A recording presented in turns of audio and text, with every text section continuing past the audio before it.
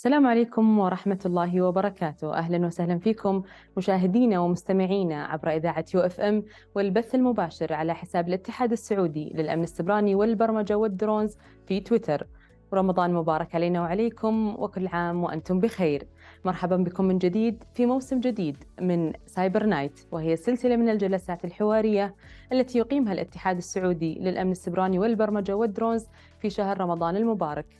جيناكم هذه السنة في موسم مختلف وضيوف مميزين محليين وعالميين في مجال الأمن السيبراني. هذه السنة راح يكون عندنا جوائز ومسابقات تتكون من عدة أسئلة، والأجوبة راح تكون من خلال حلقات سايبر نايت. جهزوا ورقة وقلم وركزوا معنا وسجلوا أهم النقاط في جميع الحلقات للحصول على جوائز تصل قيمتها إلى 30,000 ريال سعودي. ستكون الجلسة باللغة الإنجليزية، وراح يحدثنا ضيفنا كريس روبيرتس عن خبرته في مجال الأمن السيبراني والتشفير والذكاء الاصطناعي. كريس هو كبير مسؤولي أمن المعلومات في شركة بوم سوبرسونيك المتخصصة بصناعة الطائرات الأسرع من الصوت، وهو مستشار بالأمن السيبراني للعديد من الجهات والمنظمات حول العالم، ويعمل على مشاريع متعلقة بالأمن السيبراني للفضاء والهوية الرقمية والتشفير والذكاء الاصطناعي. Hi Chris, we are glad to have you today in one of the Cyber Nights episode. Thank you for having me. Absolutely honored to be here and absolute pleasure. So Chris, can you please tell us more about yourself and how did you get in the cybersecurity field? Yeah, absolutely, and thank you. I've been in this field since before the beard was gray. I started when I was still 11, 12, 13, 14 years old. Interesting. And I started on the gaming side. So computer gaming, the early days of computer gaming. Mm-hmm. And I didn't like to lose. Didn't like to lose the computer games. So I would download the code and look at the code and figure out, how the code worked, how the software worked, and then rebuild the code so that I didn't lose the game all the time, or so that I knew where the cheat codes were, and then we would share it on all the bulletin boards, and kind of went from there. I stayed in that side of the world. I did a lot of research, I did a lot of messing around, and then walked into the industry as a computer engineer. Awesome. So Chris, can you explain to our listeners what threat intelligence and how it can be used to protect organizations from cyber attacks? Yeah, absolutely. I think the best way of looking at threat intelligence is, for many, many years in the cybersecurity industry, we've always hunkered down inside what we consider to be our four walls, our perimeter. Mm-hmm.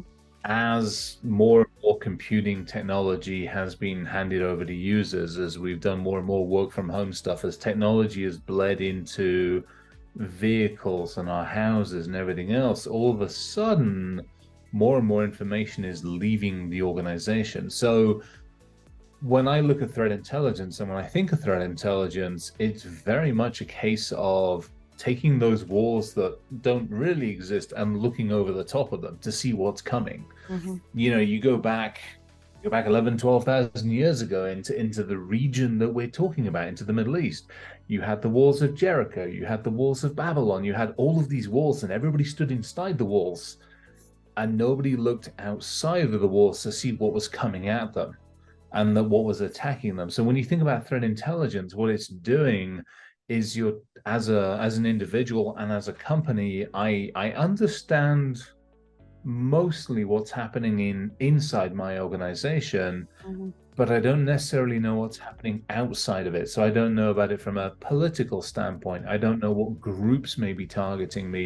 I don't know what areas. I don't know about the people. I don't always look at everything outside of my control. So threat intelligence helps us put another piece of that jigsaw together, so that we can take a step back and go, where are our risks and what are the probabilities that something outside might want to attack us? So that's how I tend to look at threat intelligence. So with the rise of artificial intelligence, how do you see the future of cybersecurity changing? Will AI be able to help us defend against cyber threats, or will make it matters worse?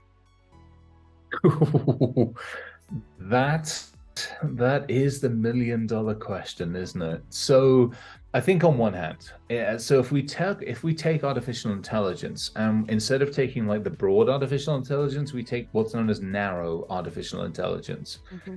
We already use some of that in event log monitoring. So when you take a look at security orchestration, you take a look at playbooks, and you take a look at things that help humans.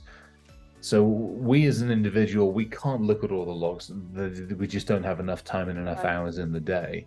So what we've now got to a point is we've built an intelligence platform, as you know, to help us actually understand what's going on. So that's great. That's a really good use of it, and it's helpful, but it's not perfect. It doesn't necessarily understand maybe all of the nuances of our environment. It might understand that we have SAP, but it maybe doesn't understand the other enterprise systems.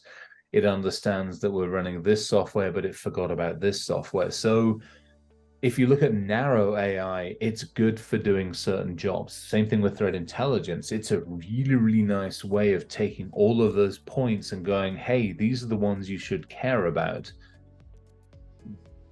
But it still has limitations, so it can still be fooled. And the problem is, as we know with artificial intelligence, the program itself is only as good as the data you feed it. So if you don't feed it good data, and you don't continue to evolve the engine, and you don't continue to let it learn, it's the old adage, garbage in, garbage out. So you can't then trust it. So then you have to start taking a step back and going, hey, how am I helping it learn? How am I helping it understand? Which is where people like me, unfortunately, work with what's known as adversarial intelligence. So it's how do I poison that data? Mm-hmm. So when you talk about what's good, the good is we can do good data with it. The downside with it is intelligent systems don't always know when they're being used, when they're being poisoned, when somebody's trying to attack them, when somebody's trying to do something to them. Years and years ago in the US, there was years ago, 4, 5, 6 years ago, there was a program, DARPA put out a program, and it was adversarial machine against machine. One was defending and one was attacking. And that was that was part of that program. And that was an amazing program to see how well machines defended and attacked against each other. And so you take that, we look further, and I think, on one hand, we have some really good tools now that we can use, but on the other hand, so have the attackers. Anybody who is an adversary or an attacker no longer has to spend all their time trying to attack systems. They have an intelligent system that goes, hey, I see an attack vector here. Let me try this, and this. Let me do this. Let me try this. And there's a lot of automation in there that allows them to basically sit back and do this while the system attacks, and then maybe they step in. So on one hand, I love the idea of an intelligent system. On the other hand, it worries me because so many companies and so many people aren't ready for an attack of that magnitude, and they just won't be able to defend themselves efficiently. So yeah, there's some great things, and I think there's some amazing stuff that should and can be done, but we have a lot to learn. So we'll see what happens. So can you mention some real-world examples where the threat intelligence and the artificial intelligence have been used together to protect organizations from cyber threats? Yeah, I mean, I think that there's some really good examples. I mean, you take a look at some of the critical infrastructure systems. You take a look in the US critical infrastructure systems. There have been and there are a lot of vulnerabilities. So when you take everything, again, as a human, you can't prioritize. You just can't do it.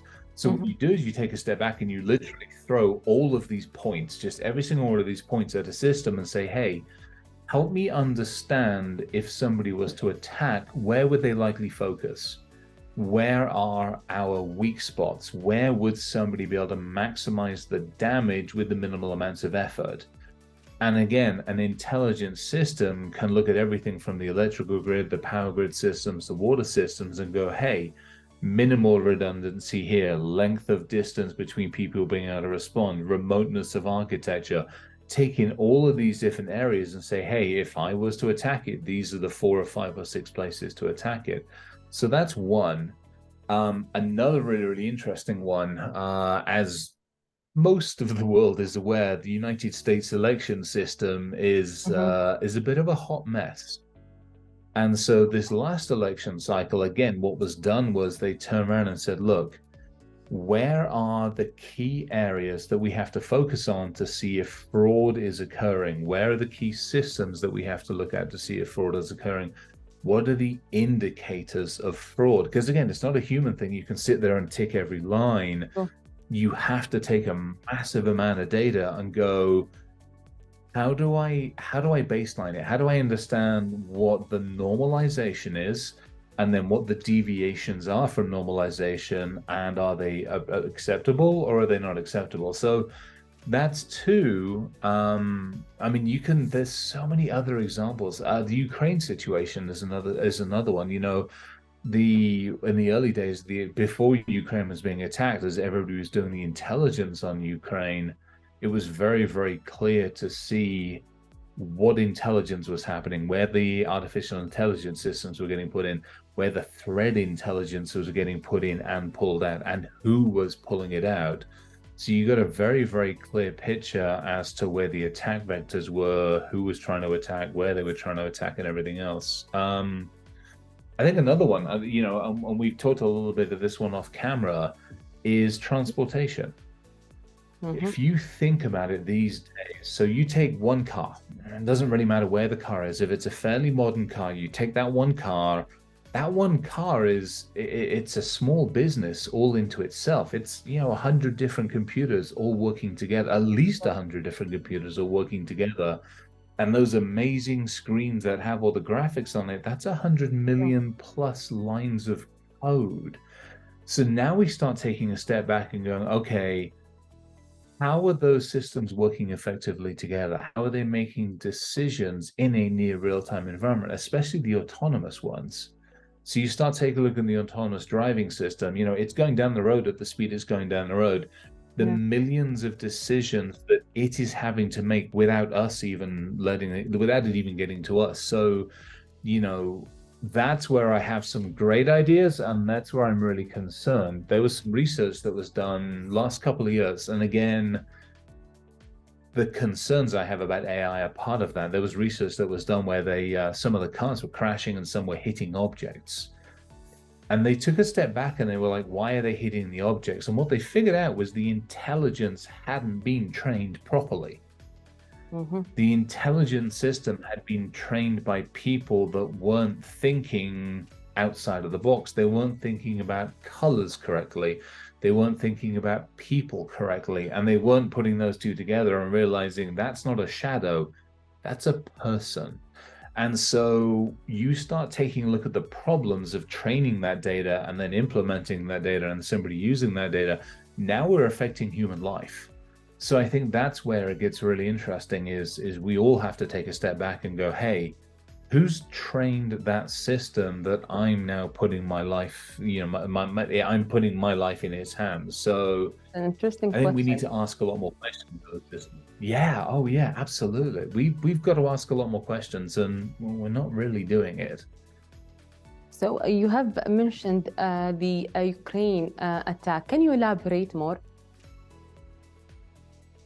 Yeah, I think there are a couple. So leading up to the last year's worth of warfare, there was a lot of work where Russia was doing a lot of investigation into Ukrainian power grid, Ukrainian financial systems, Ukrainian healthcare systems, and they were both probing, they were attacking, they were doing denial of services, they were doing a lot of work. And then obviously when war broke out, it was really interesting because everything switched. All of a sudden you went from the Soviet Union, the Russia being the aggressor, and all of a sudden, pretty much so almost the entire online population went in Ukrainians' favor and said, okay, we have to attack as much as we can over Russia's infrastructure, Russia's military, physical, banking systems. Same thing with the neighboring countries that were supporting them. It was both. It was amazing. It was very heartwarming. It was also ridiculously uncoordinated to begin with. So a lot of us stepped up and were like, okay, how do we coordinate this? How do we make sure that we get the right intelligence to the right people on the ground? How do we make sure, as tactics change, that information is fed to the right people, as systems are taken offline, as primary communications are taken offline, as telephone systems are taken offline? So there was a ton of work that was done, an absolute ton of work that was done behind the scenes to try to coordinate a lot of the attacks, and also try to coordinate the information. I mean, there was so much information coming in. It was like, how much of this is useful? And back to that threat intelligence thing, back to artificial intelligence, how much is useful and how much is just noise? How much could we ignore? How much can we not deal with? So a lot of learning that went into that, and then a lot of coordination from a lot of people to go, okay, the civilian population wants to help the government and the intelligence and the military community. How do we make this work efficiently? So it was really interesting. It's also very frightening. I mean, because if you think about it, I mean, at one point in time, I think I was working with 230,000 people online, trying to coordinate what they were doing. And now what's great is everybody rallied to help Ukraine. What scares me is there was a little bit of mob rule. So unfortunately, my worry is, you know this, I mean, the Middle East is a hotbed of conflict, unfortunately, and it's a real shame. So my worry is if somebody else picks up the flag for and says, okay, now those 250,000 people are going to go fight for this country, or fight for this cause, or fight for this deity, or fight for this environment. That worries me, because there is a lot of power in somebody with a keyboard, a lot of power with somebody with a keyboard. And you get 250,000 people with a keyboard with a cause. How do you manage that? How do you help them understand what they're doing might not necessarily be for good, but might actually be harming a lot of people? So a little bit of a worry, but it was really nice to see so many people come together and coordinate some absolutely amazing, just attack avenues and vectors. So Chris, can you tell us about your recent work in the cryptography field and how it's contributing to the online security? Yeah, so there's a couple of things I'm working on. One of them, there's a company here in town that's absolutely fantastic, called EthoPass. And they're basically, what they're trying to do is help individuals and online. So trying to help just the regular person on the street be more secure.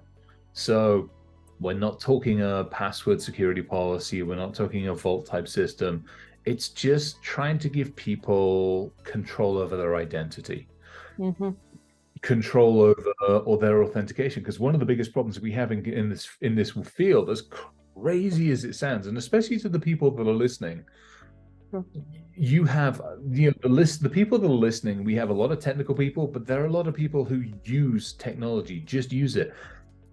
One of the biggest problems we have is identifying whose hands are actually on the keyboard. And it's crazy, I can't tell you whose hands are on this phone or whose hands are on the keyboard on my computer sometimes. So what we're trying to do is do a better job to simplify security. Let's start with the easy one. Security's gotten very, very complicated, very, very complex, and I can't explain it to my mother, which means I don't stand a chance of explaining it to most of the population of this planet. So that doesn't work. We have to do a better job. Secondly, if I do a better job and I give you a more complex password, or I give you something that's to do with fingerprints or eyes or anything else, how do I do it so it makes it easy for you? How do I do it so you don't have to go through 6 different steps and, you know, stand on one leg with one hand on the head while you try to authenticate yourself to the next website? So what we're trying to do is make that simpler, and we're doing it through a combination of just phrases and keys and just people. So that's one big part of it. I think the other part of it is really just awareness. You know, we talk about cryptography, we talk about anything to do with online. I take a very plain approach to things. It's how can we make things simpler? How can I just get people to ask another question? I mean, you know this from being online all the time, is how do you trust the person you're talking to? Are you sure that the person you're talking to is who they say they are? So let's ask another question. Is the bank really going to call you up and ask you for money or tell you to send them something? You know, is the director of the FBI going to call you up and say you have to send them gift cards? No. But as people, we don't believe that. We trust. So how do we get people just to think a little bit more, ask another question? You know, it's unfortunately, you know, it's you know, this is being put out in the middle of Ramadan. You know, this Ramadan is about community. It is about people. It is about humanity.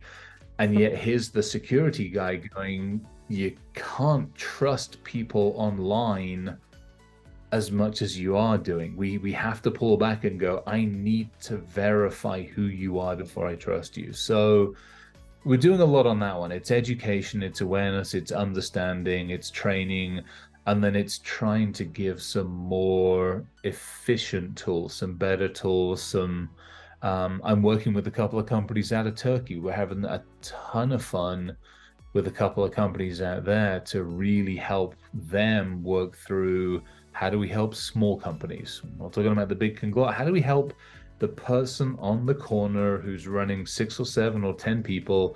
How do we help them be more secure so that they don't get taken advantage of? So a couple of different things. So Chris, in talking of awareness, how can organizations ensure that their employees are educated and aware of best practices when it comes to cybersecurity? I think I mean, that's a great one, because it's all about the human. I mean, it's crazy. We work in a technical arena, and we throw more technology, more software, more hardware, yet it all comes down to the person. So for me, it's, if you look at regulate, so you know, Saudi has the same thing. It's, you know, there are regulations that say you must train your people once a year or once a quarter. Throw that away. Get rid of it. Make it go away.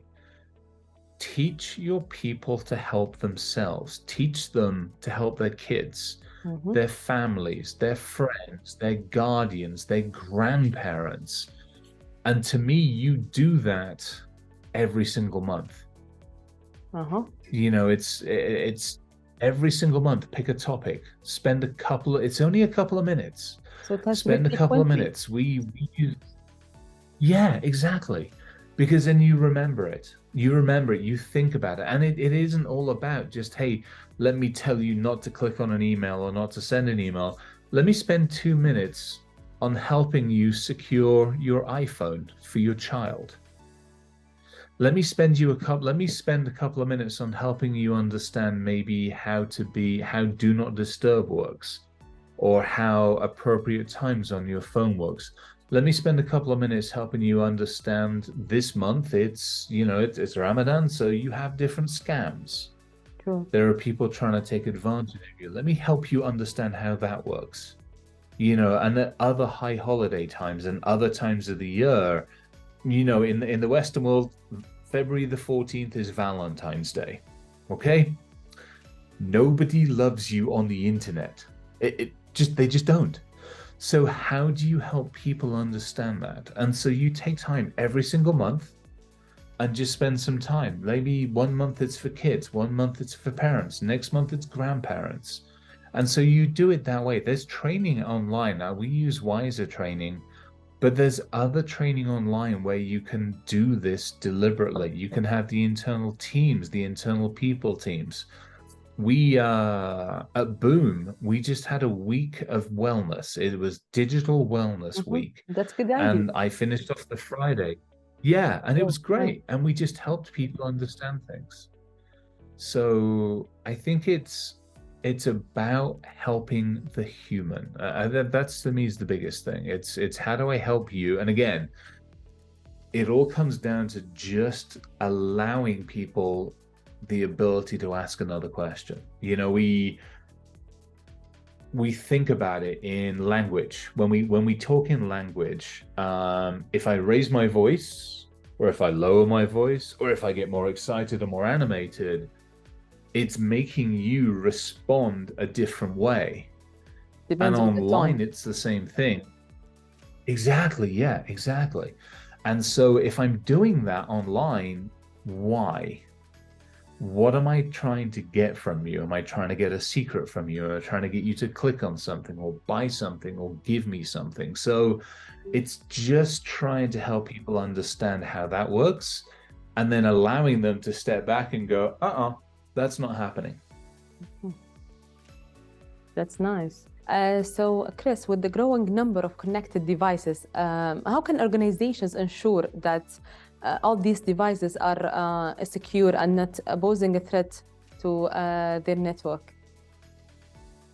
I think there's a couple of things. We touched on it a little bit with the awareness and the education. That's absolutely a part of it. You know, it doesn't matter if this is my device or if the company has given me a device. I still have to look after this.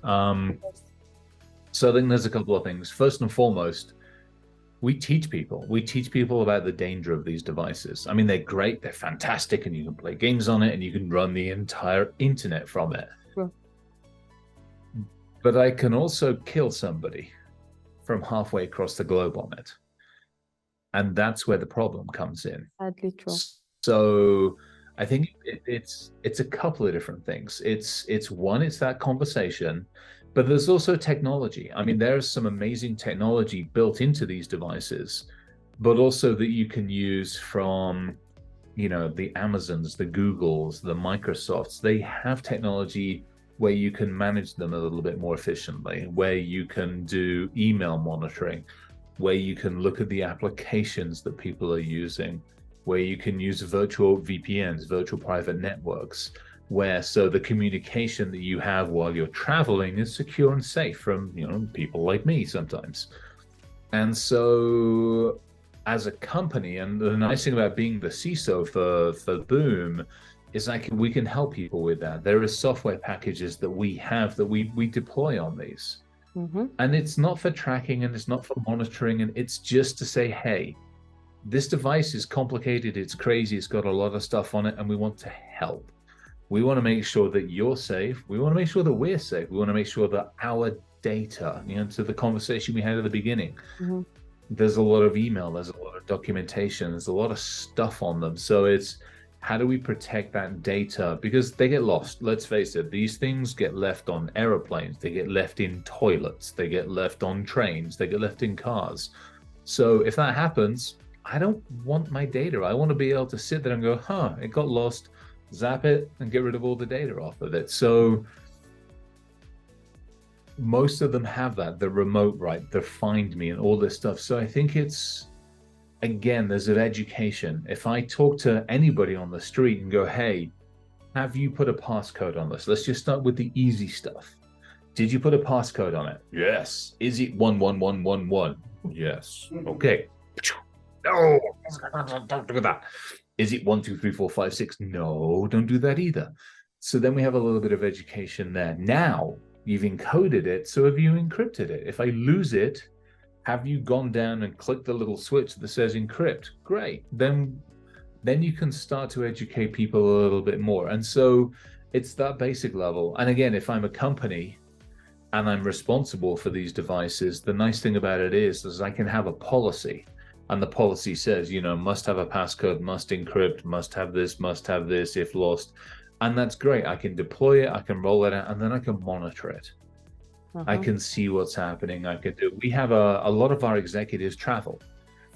So we have a lot of the guys are traveling all over the globe doing some crazy stuff. So the nice thing is when they travel, I can monitor the device. If the device maybe gets stopped at a border, maybe some countries do and don't like that happening, so I can kill the device remotely. If they leave it in the middle of a restaurant in the middle of Riyadh and they forget to tell me until the following morning, I can get rid of it. I can kill the device, or it can get found, anything along these lines. So the nice thing about it is the tools are there. We don't have to go invent new tools. They're all there. It's a matter of just going, hey, I need to know, and again, as a CISO and anybody inside an organization, the first thing you need to understand is, where are my assets? Mm-hmm. And those are both the physical assets, but they're also the data assets. So if I can get to a point where I know where both of those are, then we're in good shape. And so that tends to be how I look at things that way. I like the ideas that you have provided. So in your opinion, what are some of the biggest challenges that facing the industry today? Oh, it will be a long answer. That's a tough one. No, that's a tough one. It's I think there's a big part of me that says we in our own industry are our own worst enemy. Let me explain this. Mm-hmm. Let's go back to the previous question, the conversation about this device. That's okay. This device, I can protect this device. Mm-hmm. There's one company that tells me can protect it. There's another one that tells me, but that's not enough. Now there's 10 other companies telling me they can protect this device. Well, which one do I believe? Company number one says, oh, I can protect you properly. Company number two goes in, oh, I can do it better than they can. This is like walking down the street markets. You know, when you go to the bazaars and the street markets and you walk down and everybody's trying to sell you the same thing. And everybody tells you that theirs is better, theirs is genuine, theirs is better, theirs has got better finishes, it's got better stitches. Oh, good grief. And so we don't know who to listen to. So we go, trust you. And that's it. And that's how we're buying. And the problem is that also comes to the sales and marketing. So as a CISO, I do a podcast every 2 weeks. Danny and I get on a podcast and we assassinate the sales and marketing stuff that comes in, because now I don't know who I can trust in my own industry, in the very industry that's designed to protect people. That's all we do. Cybersecurity has one job: to protect people. That's it, nothing else. And in our own industry, I don't know who I can trust. I don't know who to believe. I don't know who is overpromising and under-delivering. And I think that is a huge problem. That's one of the biggest problems. So to me, that's part of it. And then secondly, that goes with this, there's a lack of accountability. There's a huge lack of accountability. Because again, I've sat down with you, I've promised you everything, and then you've handed me money, a lot of money in some cases, and then I go off and you install the product and it doesn't work as well as it should do. Well, what do? You come to me and I'm like, oh, you should have installed it with this version of software and this, and oh, you didn't do it that way. Oh, it's not my problem. So there's a lack of accountability. And again, we go back to the markets. I buy something. If there's a problem with it, I go back to that market person and I go, hey, you need to make it right. You need to fix it. You need to sort it out. And they will, for the most part. Whereas in our industry, that isn't there. So you have over-promising, under-delivering. You have a lot of lying, and then there's no accountability. So that part of us, we're our own worst enemy. So that's number one. Number two, we're human. Think about this when you're a child. When you were a child, your parents or your guardian, when you went to the kitchen, would look at you and go, hey, don't touch the kettle, it's hot. Or don't touch the stove, it's hot. Or even don't take What is the very first thing? Exactly. What did we do? We touched it, we got burnt, we got cut, we did those things. We had to learn through experience. Sure. Now, when it comes to cybersecurity, and I look at you and I'm like, hey, you have a problem in your operating system. Your application systems are a little bit hokey. And by the way, we need to train you people. And you're like, yeah, I'll do it. I'll get around to it. I'll do it next week. I'll do it next year. I'll get around to it. The first time you learn is when you get ransomware or your system goes offline or you're in an incident. And all of a sudden, you haven't done incident planning. You didn't do training. Your backups aren't current. Your people aren't trained. And everybody's running around like a headless chicken. That's another problem. But that's a human problem. So this is now we're getting back to the human, which is we don't like to change until we have to change.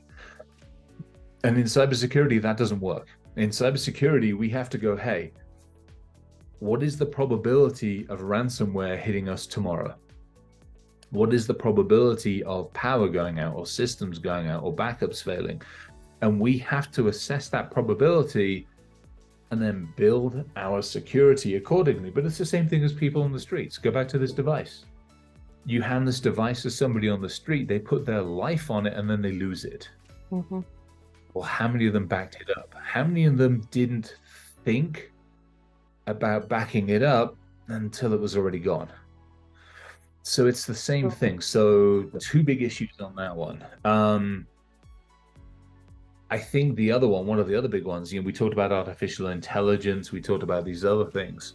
One of the interesting things is how fast technology is moving. I'm doing some work with some folks on quantum architecture and quantum algorithms and some totally just cool, like geeky, crazy, fun stuff. Mm-hmm. And we're basically plotting the next evolution of the human race in the digital realm. We're not far from that. We're 10, 20 years from doing that, yet we still can't figure out passwords. So technology is moving so fast and the humans aren't keeping up. And so that to me is another problem, is like, what do we do? Because you look at the developed world versus the developing world versus the world that needs as much help as it can get. That's where I worry. I worry the fact that there are so many countries and so many people that are going to get left behind. There's like the very, very small people, a very small group of people who have everything, and they're running off to the races, and 7.5 billion people on the planet are left going, what about us? So I have an issue with that. So yeah, three big issues. I kind of want some help solving them, please. You have summarized them amazingly, actually.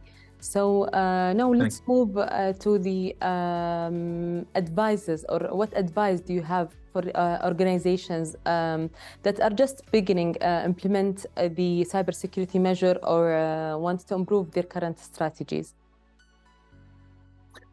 I think so. I think a couple of things. Firstly, don't get caught up in technology. Mm-hmm. Don't go chasing technology.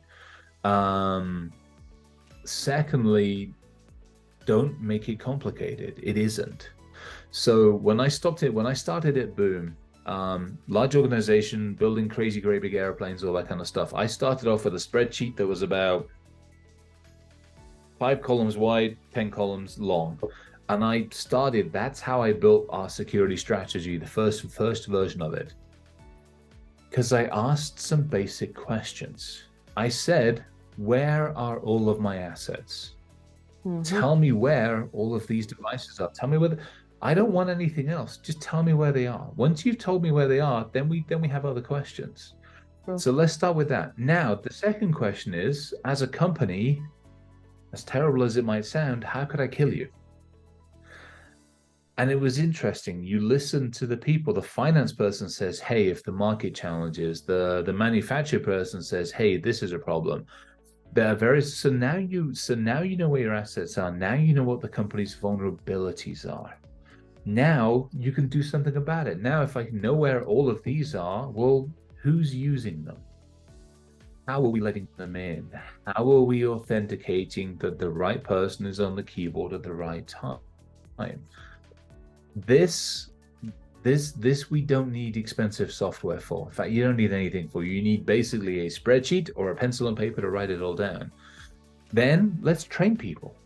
Every single person you've handed this to, let's do some training. Let's help them, because the person that's using it is kind of my best and first line of defense. So let's give them some training. Let's get them sorted out.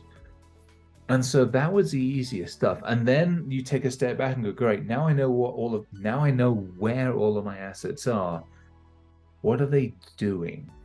So where are my logs? Can I get good visibility? And if I don't have enough eyes, can I give those logs to somebody like a managed service provider? Can I let somebody, a junior, an intern, can I bring some juniors and interns in and train them to look at my logs? So that just simple stuff. So you get eyes, you got your assets, you got people looking after things. And then, by the way, get some backups done. Just simple things. I mean, none of that really costs much money. You don't have to go out and spend thousands and tens of thousands on EDR, EGP, XDR, or acronyms. You just don't have to do that. So, and I think when you scale it as well. So, I mean, there's, we're doing some work, another great company over in Turkey, Timus. We've done some work with them.